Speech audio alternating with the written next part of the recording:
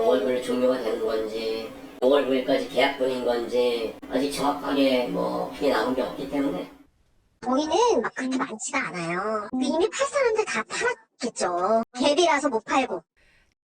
임차인들 내보내려고 임차 비용 소비도 하고 막 그런 분들이 있어요. 그러니까 임차인들은 돈을 막 많이 달라고 그러는 거지. 진짜 많이 줘야 500 그랬어요. 근데 지금 뭐 1000만 원은 이제 지불이 된 거죠.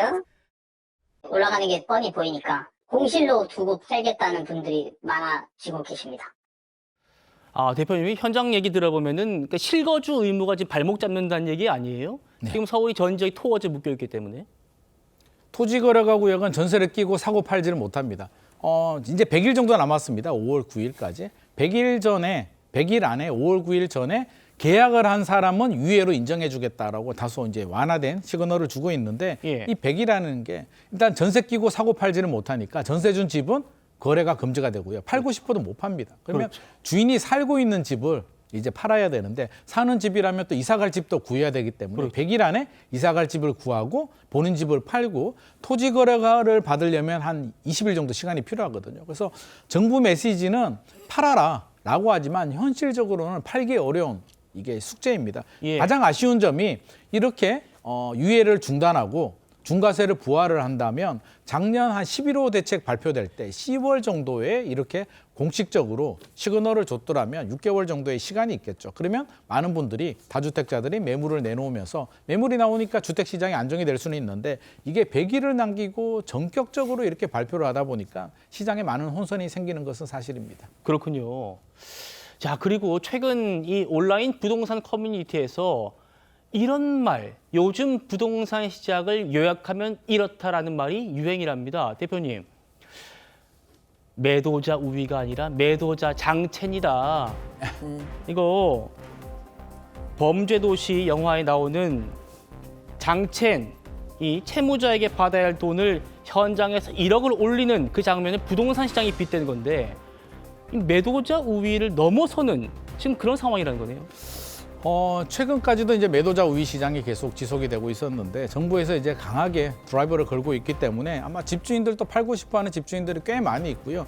일부 현장에서는 이제 호가를 내린 금매물도 등장하고 있는데 아이러니하게도 이렇게 호가를 내리고 강한 드라이브가 나오게 되면 매수자들도 한 발을 뺍니다. 관망으로 돌아서기 때문에 실질적으로 정부가 기대하는 매물이 나오면서 주택시장이 안정되기는 좀 어려울 것 같고요. 예. 9월 5일까지는 이렇게 매물이 나오지만 9월 5일이 지나가게 되면 결국에는 매물이 잠기게 됩니다. 82.5% 내고 다주택자들이 팔 수는 없기 때문에 자녀한테 증여를 하거나 보유세를 감당하면서 버티는 전략, 결국에는 매물 잠김이 생기면서 입주 물량 부족과 맞물려서 공급 절벽 현상이 부동산 시장을 괴롭힐 것 같습니다. 결국 그 이후에 또 보유세, 버티는 게 파는 것보다 더 힘든 상황.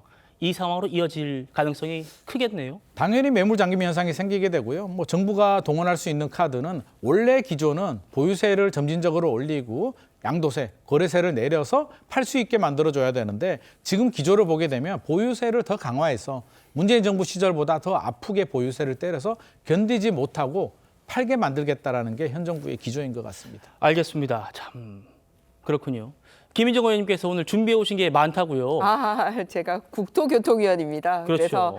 그래서 좀 전에도 말씀하셨듯이 이렇게 깜짝 발표를 하면은 투자 지역이라든지 개발 지역이라든지 이런 거는 미리 얘기를 하면 안 됩니다. 그런 거는 깜짝 발표를 할 수 있어요. 하지만 정책과 관련돼서 팔고 사고 또 이사를 하고 이런 부분에 대해서는 미리 준비할 수 있는 기간을 줘야 되는데 전혀 그런 거 없이 깜짝 발표를 하고 있다는 겁니다. 더군다나 기존의 본인의 기조가 세금은 국가 재정 확보를 위해서 걷는 거지 세금을 통해서 집값 잡지 않겠다라고 얘기를 해놓고서 완전히 없고 세금만 패키지로 갖다 붓고 있거든요. 그러면은 세금은 본인이 하는 정책을 가기 위해서 그냥 압박 수단으로 세금을 얘기를 하는 느낌을 줘야 되는데 실제로 보면은 풀 수 있는 방법은 주지 않고 세금만 올리겠다라고 하니까 비어있는 세금만 올리는 정책이지 부동산 탈출구를 만드는 정책이 아닌 걸로 시장은 받아들이고 있다라는 겁니다. 예. 더군다나 문재인 정권의 실패를 봤다라고 얘기를 하는데 다시 한번 잘 아시겠지만 이렇게 119%